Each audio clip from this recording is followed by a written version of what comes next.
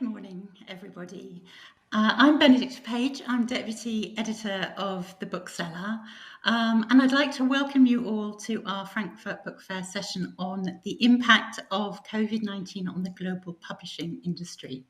And we certainly know one of those impacts already because we're conducting this session virtually and hopefully reaching a wide international audience online, while, of course, many of our participants are also here physically at the fair. So perhaps this is the future. Now, this session has been organised by WIPO, the World's Intellectual Property Organisation, for the launch of its Publishing Industry Report, covering the international market in 2020 with data drawn from national publishers associations around the world. And I'm delighted that we have WIPO's chief economist, Carsten Fink, with us to present some highlights from the report in just a moment. And after Carsten's presentation, we'll be having further insights from our panel, Bador Al-Qasimi, President of the International Publishers Association, John Dagan, Executive Director of the Writers' Union of Canada and Chair of the International Authors Forum, and Andre Breed, Managing Director of Nielsen Book. But for now, Carsten, over to you. Thank you, Benedict, and good morning to you all from Geneva. We are very pleased to release today some preliminary figures from our global survey of the publishing industry. These figures cover publishing activity in 2020, so they naturally pose the question of how the COVID-19 pandemic has affected the industry. By way of background, if one looks at evidence on how this crisis has generally affected economic activity around the world, it's very much a mixed bag. On the one hand, the crisis prompted the steepest decline in economic output since the Great Depression of the 1930s. According to the International Monetary Fund, global economic output declined by 3.3%. And that has meant that there has been a huge fall in aggregate demand for goods and services around the world. On the other hand, we also know that this crisis has affected different sectors differently. In a nutshell, if you were in the business of making video conferencing software, you, of course, experienced a huge boon. But by contrast, if you were in the business of providing air passenger transport, you, of course, experienced collapsing demand. So how did the publishing industry fare against the backdrop of the crisis? The numbers that we have collected point to a mixed picture, though I should openly acknowledge at the outset, while our survey is really global in nature, we obtained responses only for a limited set of countries, up to 30 countries, depending on the indicators. And sometimes it is hard to compare data points to previous years. But here's what we find. So the first finding is that the impact on revenue has been mixed. Overall revenue fell in a number of emerging economies, notably Turkey, Brazil, Colombia, where we observe relatively steep declines, but also some selected high-income economies, such as Sweden, that, for example, experienced a revenue drop of 7.3%. At the same time, revenue continued to grow in many countries, and that includes many large countries. The United States, which is the largest publishing market, saw revenue growth of just under 1%. And important markets such as Japan, still growth of 10.7%, Italy growth of 8.6%, the United Kingdom more modestly but still growth of 2%. They all experienced continued revenue increases. So overall, it's fair to say that the publishing industry didn't experience a collapse in demand like some other industries in the wake of the crisis, though the exact experience still varies country by country. Second finding, unsurprisingly perhaps, we've seen a shift towards online sales. For all the countries for which we can compare 2020 data on the importance of different sales channels to 2019, we see an increase in the share of online sales and a corresponding decrease in the sales in brick and mortar sales. And sometimes these increases are quite significant. For example, they reached 13.4 percentage points for the United Kingdom and even more than 40 percentage points for Turkey. The increasing prominence of online sales, of course, reflects a longer-term trend, but it seems likely that the pandemic has accelerated this trend and may have changed consumer purchasing habits in a permanent way. Third finding from our report is that for 2/3 of the countries for which we received responses, we observe a decline in the total number of titles published.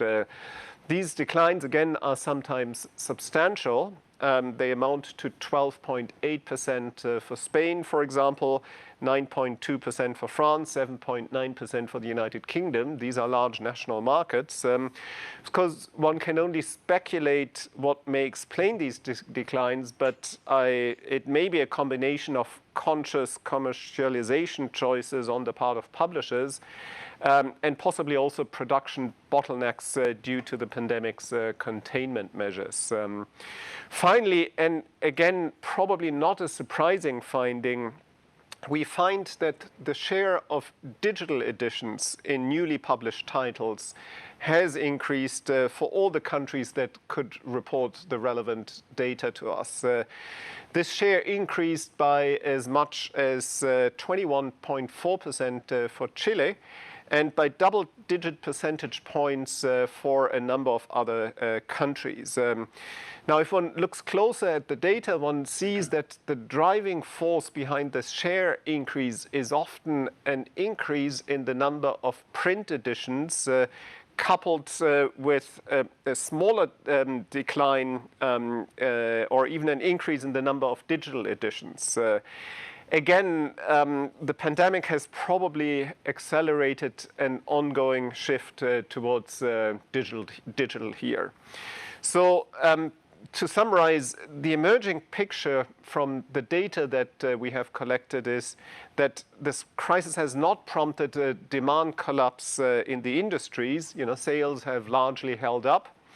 The crisis has accelerated a shift towards digital distribution and digital consumption, and it has prompted a decline in newly published works. Let me end by saying that it is not only important to look at the health of the industry, but also to look at how individual authors have fared during the crisis.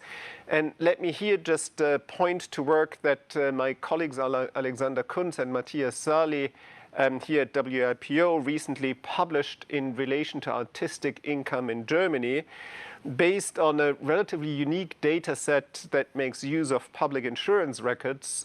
They find that there has been a decline in the income of self-employed writers.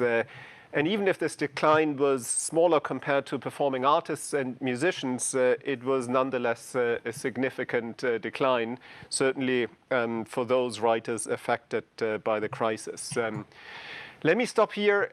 Let me thank the partners and contributors that are part of our global survey of the publishing industry, especially the industries in various countries around the world that have kindly provided their data to us.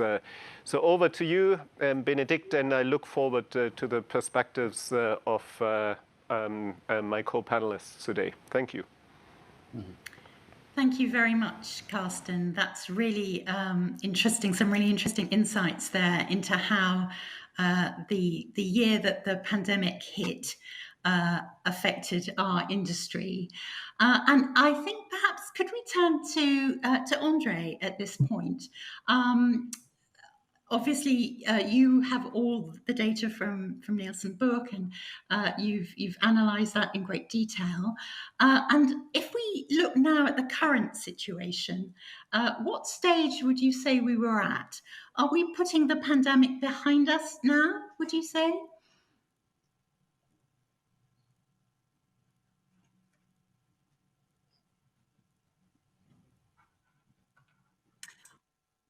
Okay, that's fine. Yes, let me go to Badur, if I may. And actually, you are close to all your IPA members' markets, including many emerging markets.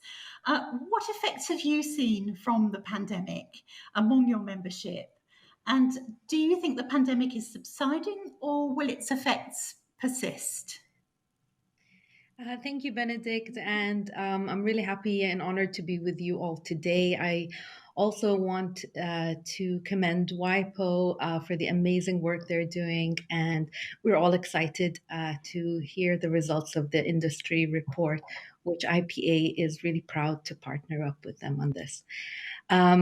So, as you mentioned, Benedict, the pandemic has had a big impact on global publishing. I mean, we've seen it firsthand with the cancellation of major book fairs and industry events. Lockdowns and supply chain disruptions have significantly affected sales. In late 2020, the IPA conducted a study by interviewing 33 of our members to see how they coped with the pandemic. We've published this on our website. It's called From Response to Recovery. The study revealed that the developed publishing markets like the US and Germany experienced market declines in the first COVID wave, but they were quick to rebound after that. These hubs were more resilient because they have a large domestic market, more mature digital economies, and governments which provided targeted stimulus packages. And we heard earlier today from Marcus Dole how he's been navigating the pandemic and how actually the book sales have gone up. However, as you mentioned, going outside global publishing hubs, the impact of the pandemic on national publishing industries in markets like Argentina, Egypt, Kenya, and Indonesia, consumer purchasing power was eroded. Institutional sales, which were heavily affected by government revenue shortfalls from slowing economies, dried up due to the government belt tightening. And many publishers, particularly small publishing firms that are not well equipped for such a rapid digital transformation, needed support. And so, pandemic driven digital acceleration revealed a significant industry skills gap that, if left unaddressed, will challenge the future of publishing, especially medium sized publishers that couldn't adapt to the evolving competitive realities. So it's looking like it's an uneven recovery where we see larger, more developed markets able to rebuild and adapt faster, while the smaller frontier markets and small, medium sized publishers are still struggling to adapt and survive. Right, thank you. So still a lot of challenges to certain sectors of the industry. John, could you give us an overview of what you think the situation is for authors, primarily in Canada, of course, where you're based, but perhaps also more broadly, if that's possible? What have authors been through during the pandemic, and are they recovering? Sure. Thank you, Benedict. And good morning to everyone from Canada. It's quite early here. And hello to all my fellow Canadians in Frankfurt. Are authors recovering? It's a hard question to answer definitively. I can say that authors have been hit very hard by the pandemic. I was interested to hear that stat from Carsten. And let me just give you a sense of that as quickly as I can. So right at the beginning of lockdown, a number of author organizations like mine here in Canada, the Writers Union of Canada, we launched impact surveys among our members, and the numbers that came back were quite sobering. In Canada, for instance, with a very small sample in what is a relatively small market for the global market, we were looking at an initial impact of close to $3 million in lost income because of canceled launches, readings, appearances, other gigs, and of course royalties from book sales themselves. And just to be clear, that impact survey was launched in March, April of 2020. So it was very early numbers. Our communities then had to scramble to make sure that authors even qualified for the various government relief programs that were being launched around the world. And none of that was immediately clear because of the sort of non-employee nature of author incomes. There was a sudden increase in the pressure to make our work available for free, which is a pressure that authors feel an awful lot all the time. But with lockdown, there came a lot of requests for relaxed licensing and for instance, free read aloud online permissions for education, and the community was very responsive to that. But these things do have an impact on income. Many authors, of course, found themselves much less able to even work, to do their writing in lockdown because of suddenly increased home pressures. I mean, there was elder care to think of, there was childcare to think of, there was the need to supervise in-home schooling often, and even the need to find other income from other work. So this caused a lot of burnout among the writing community. Of course, here in Canada, we were also sort of kicked while we were down during this time. Our Supreme Court ignored mountains of evidence of illegal copying, and in a very bizarre and unhelpful decision for the middle of a pandemic, gave broad permission to the education sector to copy published work without paying for it. And we're still waiting here in Canada for our Parliament to step in and fix that ongoing disaster. And finally, there's what I would call I'd call it the hidden impact. I don't think there's any question that we as a community have lost books and lost authors because of all of this. But that's sort of impossible to measure. How do you measure books not written? We'll never know. All that said, yes, I think we've seen some positives. We came together as a sector and took care of ourselves. Author organizations all over launched emergency relief programs right away to funnel money to struggling authors. The UK had a wonderful example of that with an awful lot of money going to the sector. In Canada, we had a smaller version of that. That was extraordinarily helpful. I would say as well that authors as a group feel at this point an increased sense of real partnership with our publishing colleagues. And that's a real positive that's come out of all of this, not just with publishers, but with booksellers as well. And I think that really bodes well for the future. And of course, everyone has gotten much, much better at doing this kind of thing, at digital and virtual delivery of our product. So in a way, our professional worlds have expanded, even if we're still waiting for sales to catch up, which obviously we are, certainly in Canada. Yeah. Yes, yeah. Okay, thank you very much, John. Yeah. And Andre, I think you've joined us now, which is great. I was just hoping to ask you what stage you would say we were at from your position as a sort of analyst of the data. Are we putting the pandemic behind us yet, do you think? Well, the first thing I have to say is clearly not all of us have gotten used to doing this hybrid because I'm the one who's late. So that's my apology there, because I'm physically here rather than virtual. But anyway, are we putting the pandemic behind us? I'm sad to say that as far as anything I can see from numbers-wise, we're not really, even though we really want to think the pandemic is over, I think it definitely isn't. And every piece of numbers, whether it be sort of book sales or, COVID stats or supply chain issues, I think indicates that we're more likely in the middle of the pandemic rather than at the end of the pandemic. I think psychologically we all want to be at the end of the pandemic, but we're definitely not. That's, and I hate saying that, but that's what I think it is. What factors do you think are still in play? I think the biggest thing is really the disparity between how the pandemic has played out between various different countries, and I heard some others talk about that earlier, and I think that's the thing, that it isn't over until it's over everywhere, and I think that's kind of the biggest part of it, because it will continue to impact the global economy, all the different supply chains within that, and the book markets as well as people. And I think that part of it is definitely not over, because simply if you look at vaccination numbers or if you look at supply chain issues, they're more in the middle of their impact rather than at the end.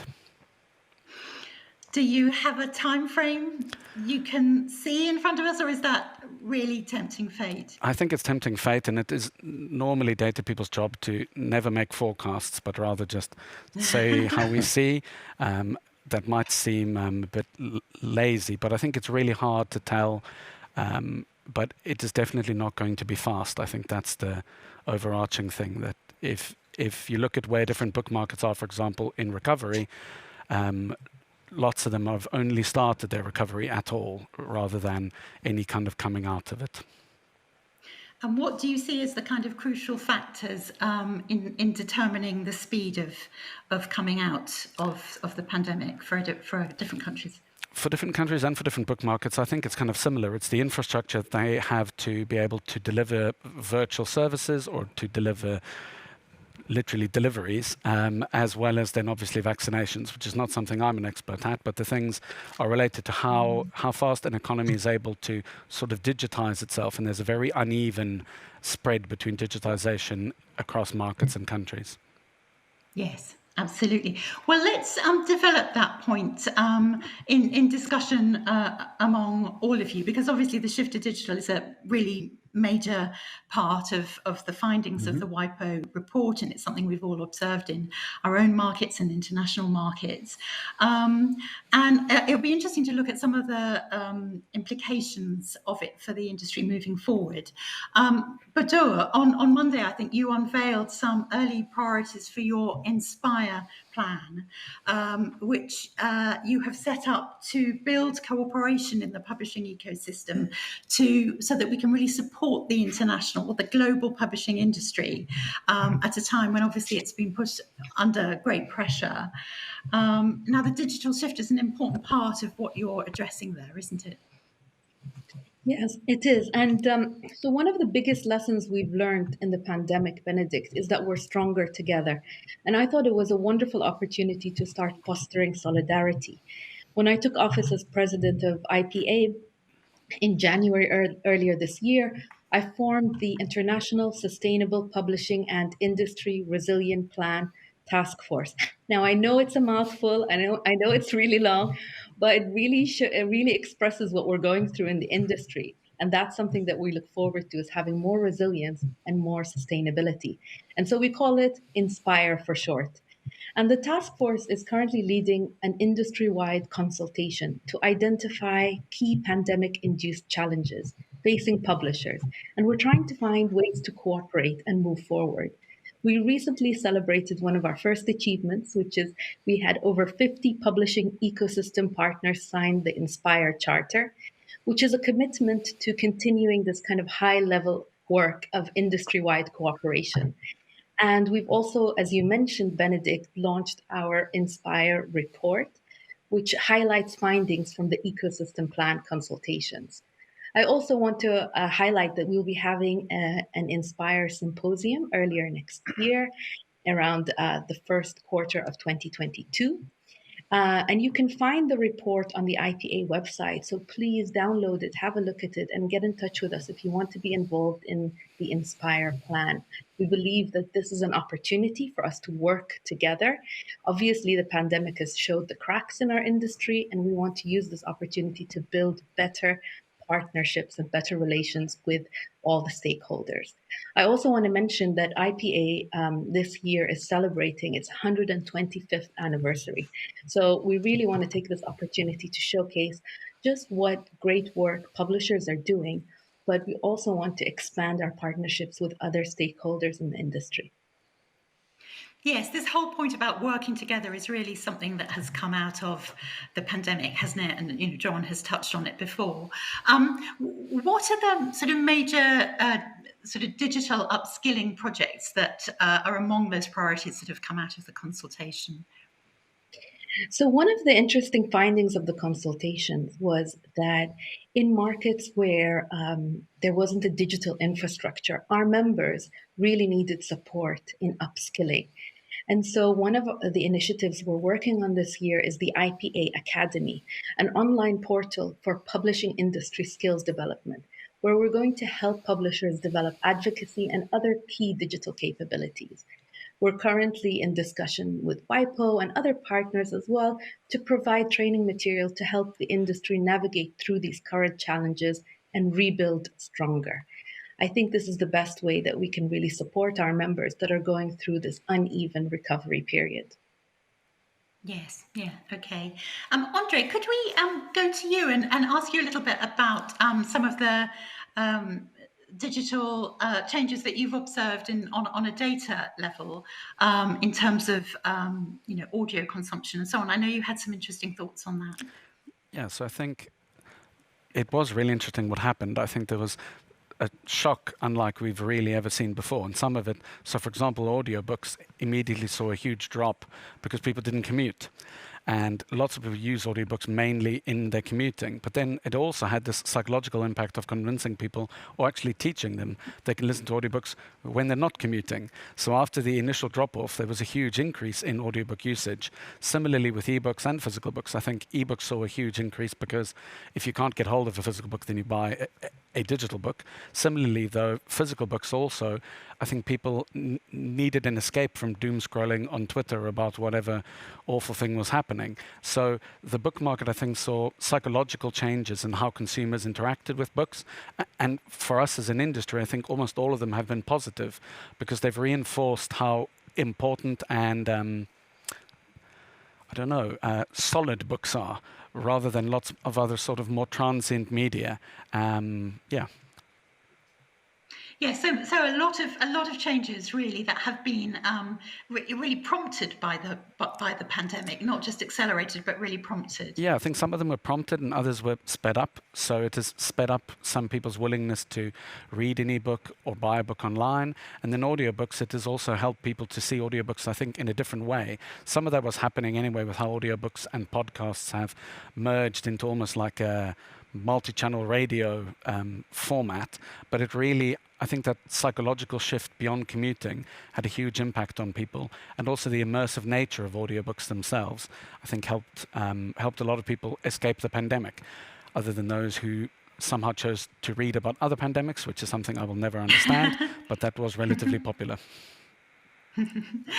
John, you've already touched on the sort of digital upskilling of authors. Can you say a little bit about how they've kind of taken the virtual world on, and how much it's sort of expanded the skill set that authors are able to employ? Sure. Let me start by thanking Bador and the IPA for the Inspire plan.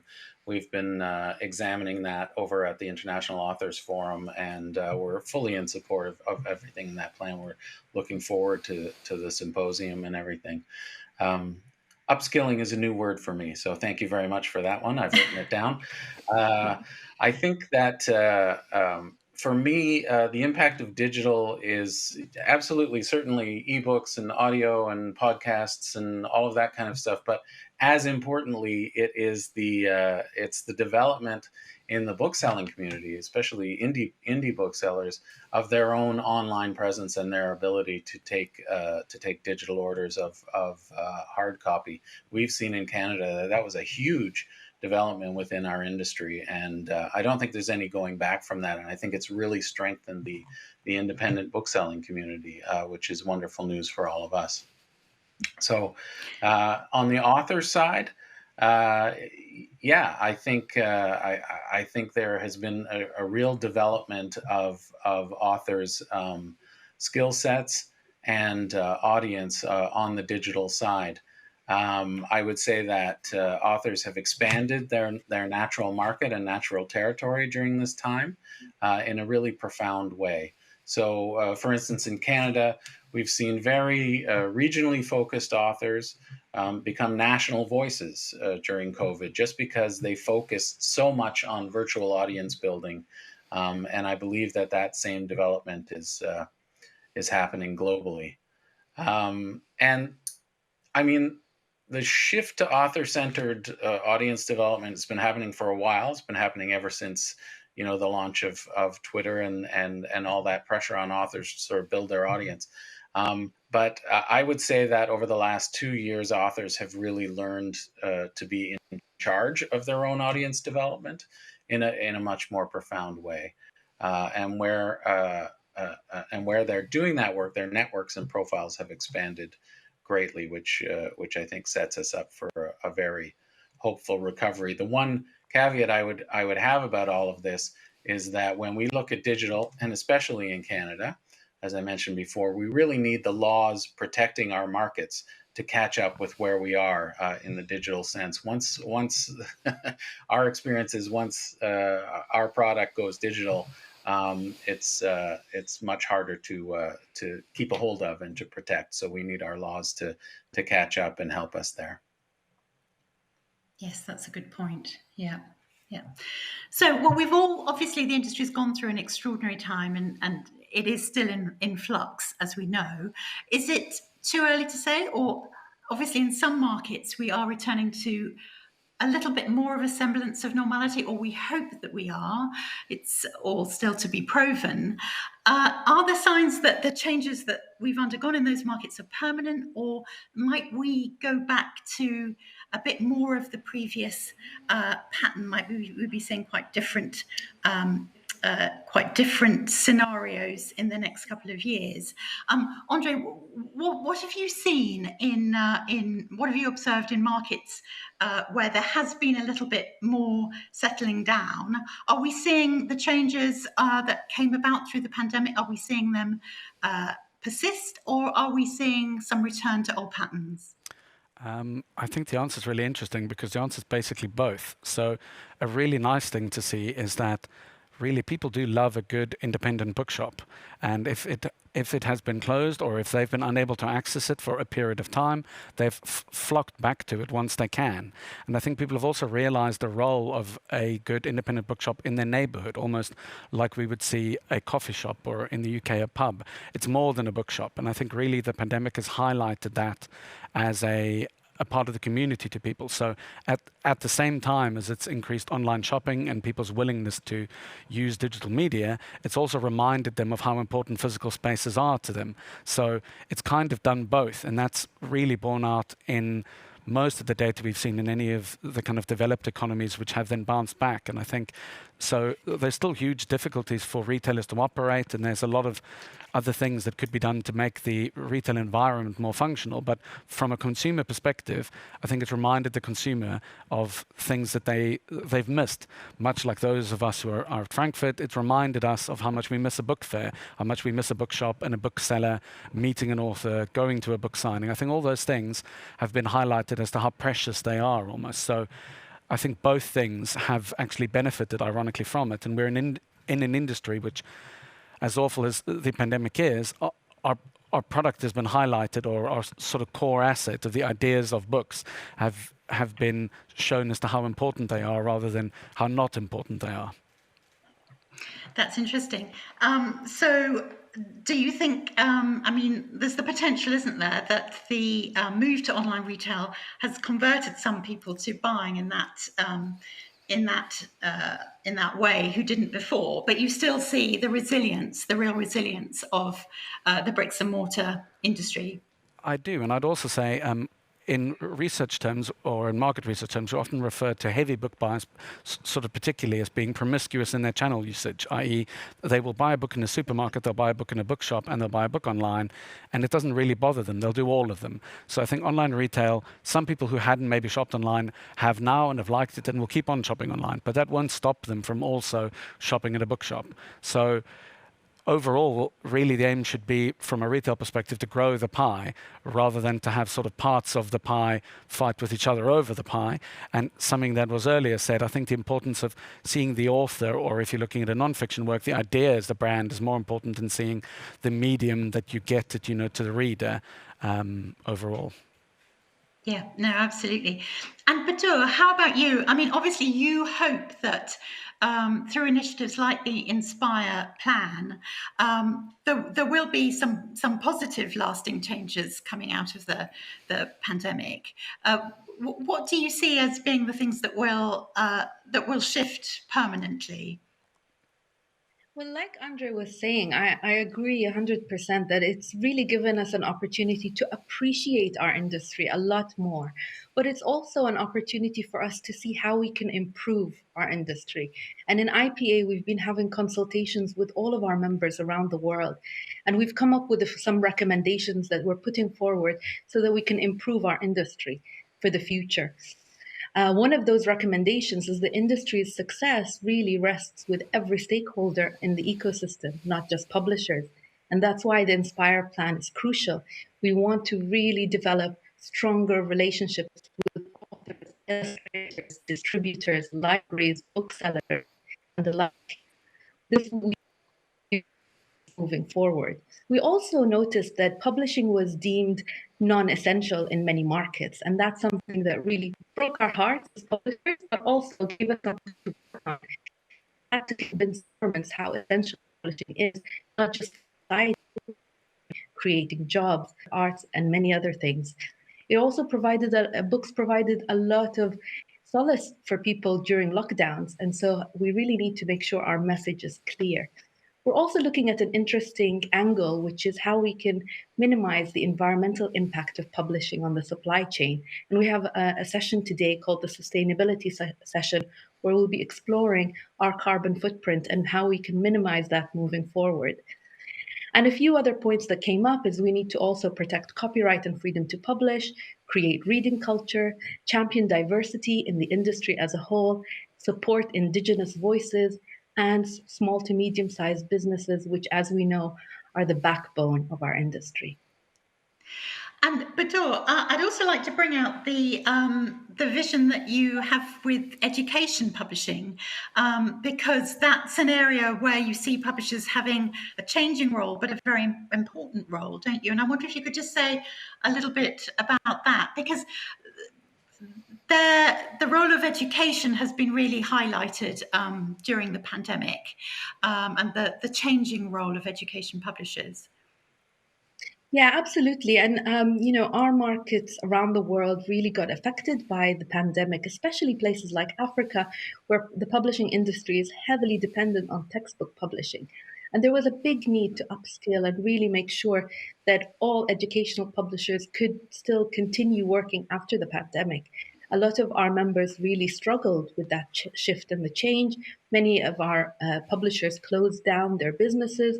And so, in response, IPA is really trying to make sure that our members have the support they need through these online masterclasses that will be launched early next year on the IPA Academy.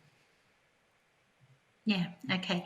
And John, what do you think are the kind of lasting takeaways for authors from the pandemic months and years? I think for us, what we're really concentrating on is the most worrying of the stats in all of the information that we've heard today, which is the overall decline in titles, the overall decline in new titles, despite any sales recovery that might be going on. It may seem counterintuitive, but author organizations have grown during the pandemic. Certainly, this one. The Writers Union of Canada that I work for, our membership spiked during the pandemic. So there are more people turning their professional attention to this business, and we really need the market to catch up to that, and hope that that's coming in the future. So that's really what we're watching. I do think there have been many positive changes to our business over this time, but that certainly is a worrying trend that we're keeping our eye on. Yes, no, that's certainly a really interesting statistic to come out of the WIPO report, the fact that that reduction in title numbers is so widely echoed in a number of international markets. Now, a number of you have touched on supply chain issues, and I know that that's something that we're all very concerned about in the UK at the moment, and I see that concern echoed elsewhere. How much of an issue is that going to be for us over the next few months? Andre, what are your thoughts on this? Again, I think it's really hard to tell because a lot of it is very complex. As far as anybody can tell, though, the supply chain issues aren't purely short term because they've sort of rippled all the way through the supply chain. If a factory in China that manufactures a part for a printers in Spain isn't able to manufacture it, that impacts the supply chain. The UK specifically has its own additional complications with Brexit, but the global supply chain, I think, will continue to be impacted for an extended period of time.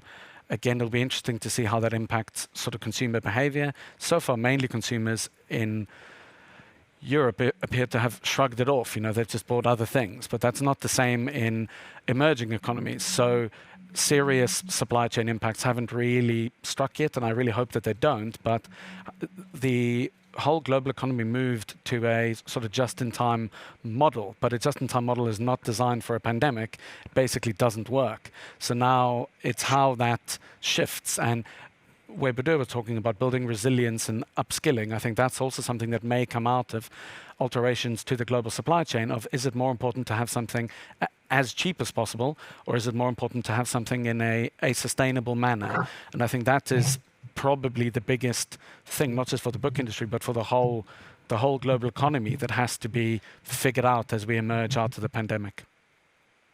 Yeah, it's really interesting. Is that something that John or Bodo, do you have thoughts on that? Yeah, I'm happy to comment on that. I don't know, John, do you want to go first? John, yes, John, go first.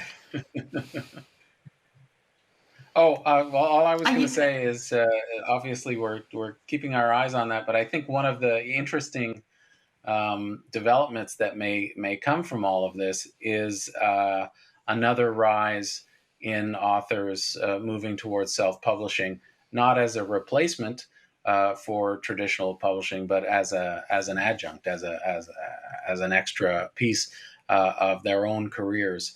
And I think that what will be interesting is how the traditional business is going to integrate all of that. And I think there are exciting new relationships that can come out of this development for sure.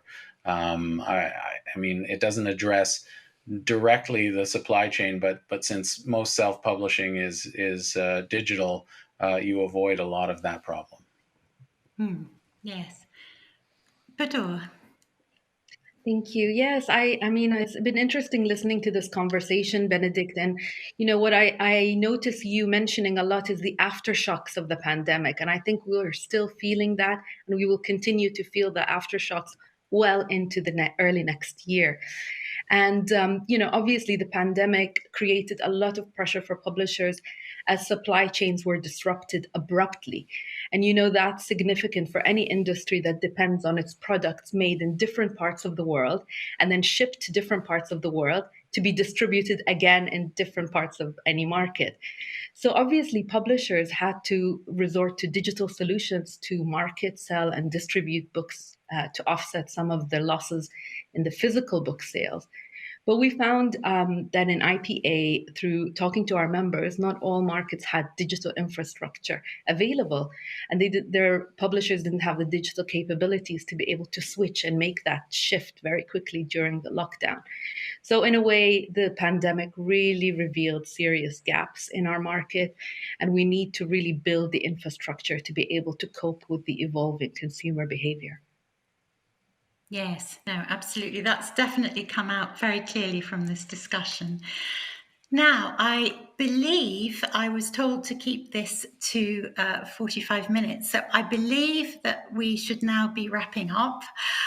So I'd like to thank very much Carsten for presenting the WIPO data, and our panelists, Bador, John and Andre, for their very interesting insights. We obviously have, we've faced huge challenges over the past months, and we have challenges more ahead of us, but the focus on togetherness and working together, and a vision of the industry coming together in the future to strengthen itself and provide more resilience. We will rely on that to inspire us, I think, going forward. So thanks to all our panelists, and we'll draw this session to a close. Thank you. Thank you very much. Thank you. Thank you. Thanks.